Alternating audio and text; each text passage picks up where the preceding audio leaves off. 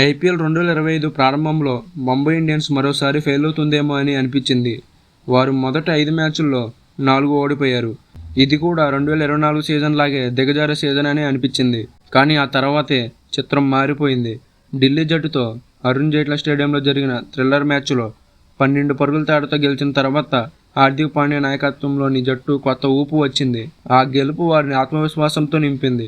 ఆ తర్వాత వారు వరుసగా 6 మ్యాచ్లు గెలిచి మిగిలిన మ్యాచ్ల్లో కేవలం 2 మాత్రమే ఓడిపోయారు. చివరికి వారు ఢిల్లీపై రెండో గెలుపుతో ప్లేఆఫ్స్కు అర్హత సాధించారు. ఎలిమినేటర్లో గుజరాత్ టైటాన్స్ను ధ్వంసం చేసి ముంబై ఇండియన్స్ ఆత్మవిశ్వాసంగా నిలిచారు. ఇప్పుడు వారు క్వాలిఫైర్ 1లో రాయల్ ఛాలెంజర్స్ బెంగళూరు మ్యాచ్లో 101 పరుగులకు ఆలౌట్ అయిన పంజాబ్ కింగ్స్తో తలపడేందుకు సిద్ధమవుతున్నారు. 2014 తర్వాత మొదటి ఫైనల్కు చేరాలనే లక్ష్యంతో ఉన్న పంజాబ్ కింగ్స్ అహ్మదాబాద్ వేదికగా చేదు వార్త ఎదురైంది. ఇదే నగరం ఐపీఎల్ 2023 ఫైనల్ వర్షం కారణంగా రెండో రోజుకు వాయిదా పడినప్పుడు కూడా వేదిక అయింది.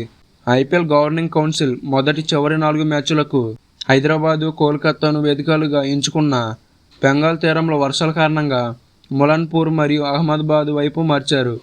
క్వాలిఫైర్ 1 మరియు ఎలిమినేటర్ మ్యాచ్లకు వాతావరణం అనుకూలంగా ఉన్నప్పటికీ క్వాలిఫైర్ 2 పూర్తిగా వర్షం వల్ల రద్దయితే పంజాబ్ కింగ్స్ లాభం ఉంటుంది.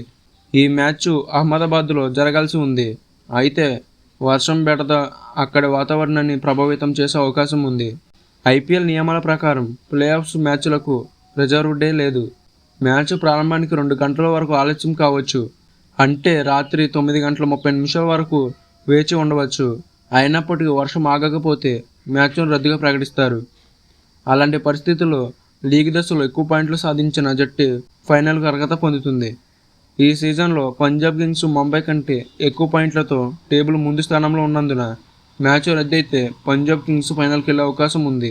ఫైనల్ జూన్ 3న జరగనుండగా దానికి రిజర్వ్ డే ఉంది. కానీ క్వాలిఫైర్ 2కి అయితే లేదు. సో చూడాలి మరి ఏం జరిగిద్దో.